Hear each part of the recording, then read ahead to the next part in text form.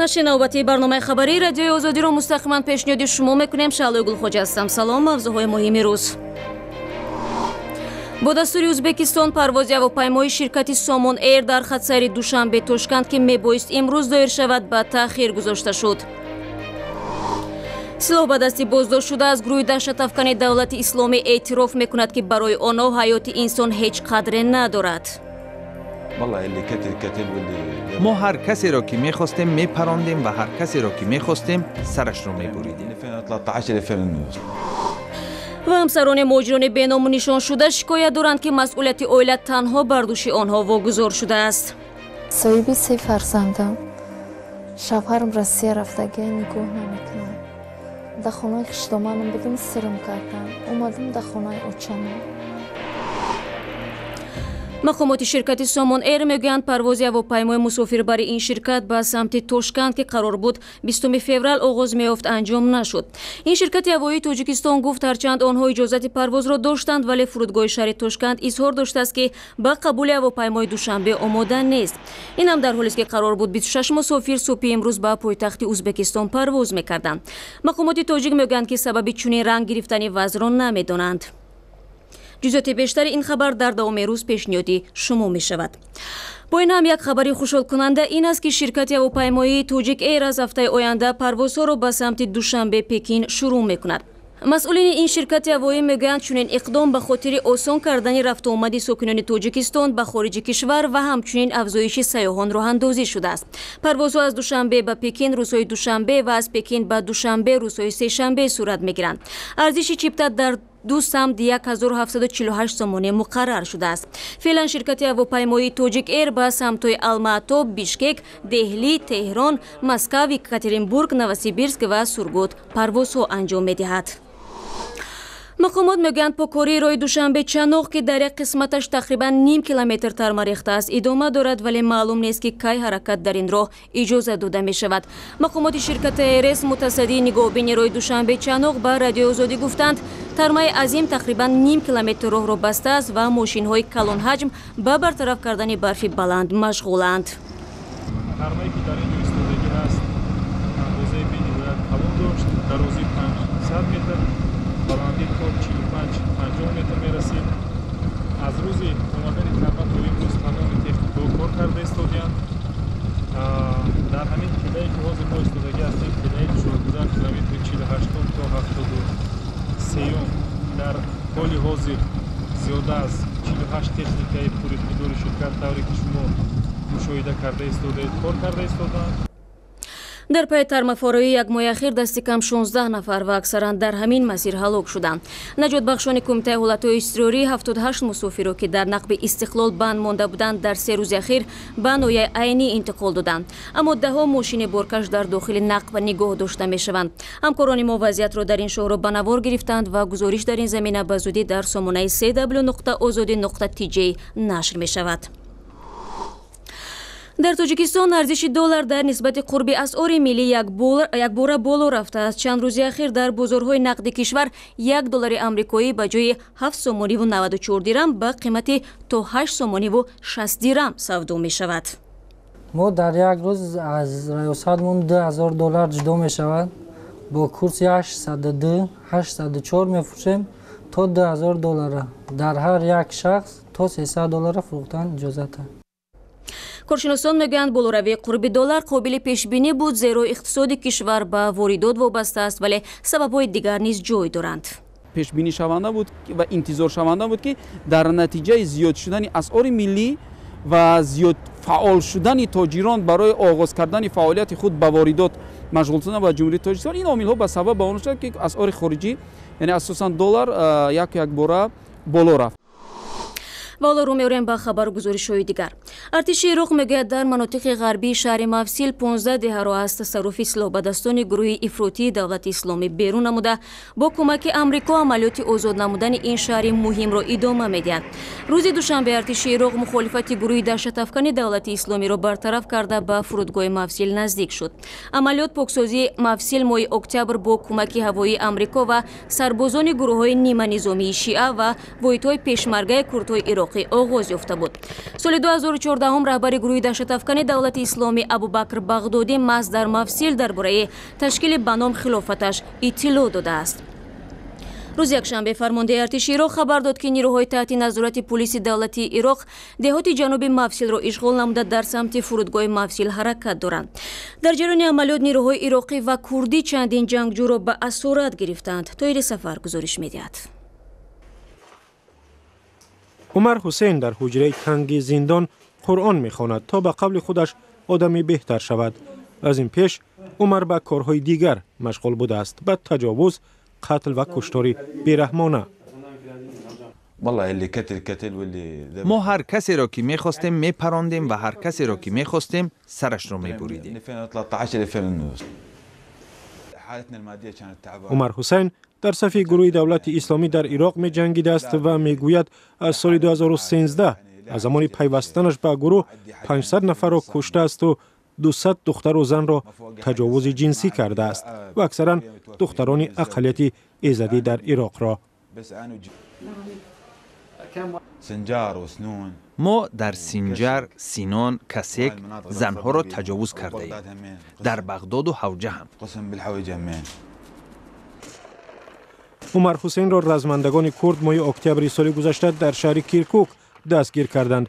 خبرنگار رایترز که با عمر صحبت کرده است میگوید درستی اعترافات او را از دیگر منبع‌ها تایید کردن ناممکن است.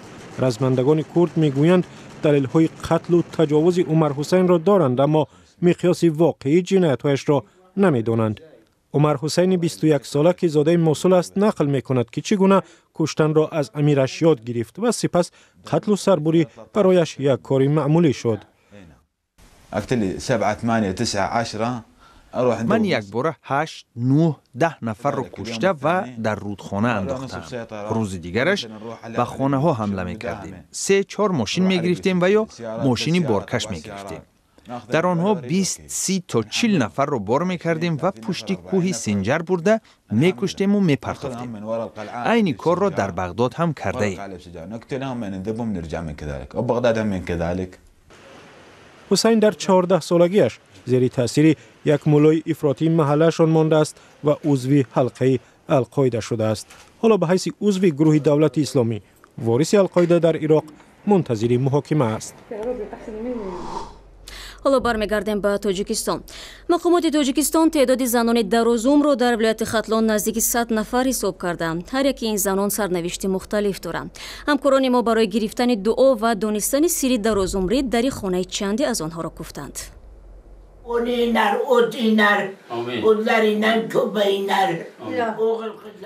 دعا گرفتن از نسل بزرگسال فرهنگ مردمی اینجاست. به این باورند که چون عمر زیاد دیدند، کلام و نیت آنها از نیروی قدسی منشأ می‌گیرد، تأثیر دارد. هر قدر سال بیشتر، همان قدر دعا کننده محترمتر. زویده خان باطیرا که حالا در دهه سامانیان ناحیه جلال الدین بلخی زندگی می‌کند، بر اساس حجت‌هایش 122 سال دارد. در این شناسنامه او با رمز شوروی سابق سال تولدش 1895 درج شده است. Katta yaxshi joylarni ko'rdim. Ro'yobda yaxshi joylar bor ekan. Tepalar butun elektrlar yaraq qiladi. Odamlari yaxshi ekan. Yaxshi joylarni ko'rdim. از 4 فرزند حالا 2 نفرش زنده‌اند. دخترش در 71 و پسرش در 75 سالگی وفات کردند. نگاهبین ساز داشت، همش کمبودی نداشت. این وحشه کمبودی نداره. یگان جا خودش هم سلامتی زور بود و بقوت بود. مکان تولد او جمهوری ازبکستان بوده. آوان جوانی در شهر حصار تاجیکستان مسکون شده است. و سال 1955 با همسرش به ناحیه حاضره جلال الدین بلخی کوچیدند. بر اساس معلومات رسمی در ولایت ختلان 100 زنی هستند که سینشان از 92 بالاست. حکومت روی خطشان را ترتیب داده است و می‌خواهد که در جشن‌های رسمی و مذهبی آنها را عیادت کند و از حال و احوالشان با خبر باشد. سفرای عبدالله و ساکن دیگر ناحیه جلال الدین بلخی 109 سال دارد. شنوایی و بیناییش خوب است. به قول نزدیکانش به کمک اطرافیان احتیاج کمتر دارد. مستقلانه کارهایش را انجام می دهد. بیشتری ساعتش در عبادت و گوشه‌نشینی می گذرد. از این رو از نواربرداری ما که او گناه می داند خوشنود نبود. برعکس او شریفه فیض‌الله و با وجود آنکه از عائله مذهبی بوده است به آنچه در اطرافش به وقوع می‌پیوست علاقمندی ظاهر می‌کرد. وی همسر سوم ملا کریم یکی از روحانیان مشهور منطقه بوده سال 1916 از وادی رشت به دهه گلستان ناحیه جلال الدین بلخی کوچیده است. گلرخسار کلین این خاندان که نگهبان این پیرزن است میگوید او بیشتر خوراک‌های سرغذا فرمایش می‌دهد، پرهیز ندارد. سبب دراز عمری خود را این پیرزن‌ها به اراده خدا مربوط دانسته نعمت بخشیده او می‌دانند. شماره مهاجرانی که با آغاز کار در روسیه عائله‌هایشان را فراموش می‌کنند رو به افزایش است. هزارها زن تنهای توجیک باری وزنی تامین روزگار و تربیت فرزندان را به دوش خود گرفتند. فشار، نبود دستگیری، شرایط بد روزگار، مشکلات فراوان در خانه، حالت و شرایط اکثر زنانه میباشد که شوهران مهاجرشان ماه‌ها و سال‌ها سراغشان نمی‌کنند. قصه خالصه مرادووا ساکن دهه دوردست ولایت ختلان به سرگذشت هزارها زن تاجیک مانند است. او دیپلم و جای کار ندارد. شوهرش به روسیه رفت و دیگر از او خبری نیست. اکنون نگهبانی 2 فرزند و والدین بر دوش این زن تنها است. به نوشته خبرگزاری رویترز در تاجیکستان پیدا کردن شغل مناسب آسان نیست و از این رو بیش از 1 میلیون مردان تاجیک در جستجوی کار به روسیه رفته عائله‌هایشان را یاد نمی‌کنند. اول روسیه رفتک بعد روسیه اومد دیگه اودم شد دیگه خیلی شده نمیایم خم زنگم نمیزنم یک بار زنگ زده پرسیده بود گودکوش تمام. در ناحیه خراسان ولایت ختلان یک چند مرکز دستگیری اجتماعی جوانان تشکیل شده است که در آن به همسران مهاجران کاری کمک بیپولی حقوقی می‌دهند. زنهایی که به این مرکز میآیند میخواهند که شوهران بینام و نشانشان را پیدا کنند تا از آنها الیمین ستانیده شود و یا مسئله های مربوط به تقسیمات مالکیت مشترک حل شود. صاحبی 3 فرزندم. شوهرم روسیه رفتگی نگاه نمیکنم. در خانه خشتامانم بدم سرم کردن. اومدم در خانه اوچمام.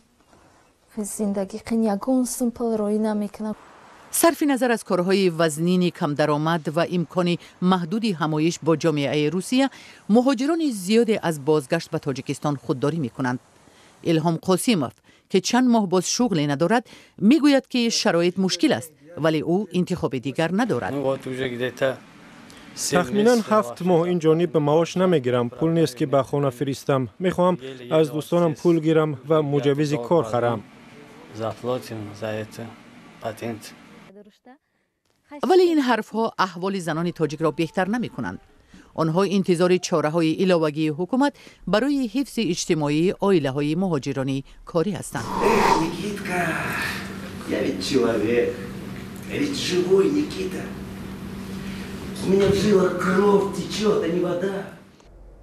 این پاره از نمایشنامه شب در تئاتر است که هنرمندان تئاتر روسی مایاکوفسکی برای نخستین بار در بینای تئاتر لاهوتی اجرا کردند.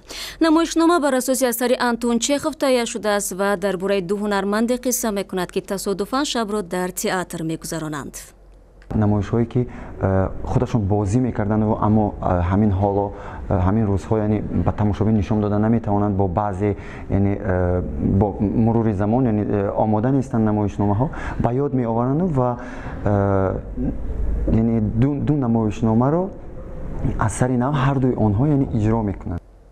تماشابینان به این نمایشنامه بهای بلند دادند و میگویند وجود مشکلات مالی و محروم شدن از بینای سابقشان به مهارت هنرمندان تئاتر مایاکوفسکی تاثیر نگذاشت. با این خبر برنامه امروز را پایان میبریم. اخبار بیشتر و ویدیوهای دیدنی را در وبسایت آزادی.org و صفحه‌های ویژه ما در یوتیوب و شبکه‌های اجتماعی دنبال کنید. تشکر برای همراهی و خدا نگهدار هر یک شما.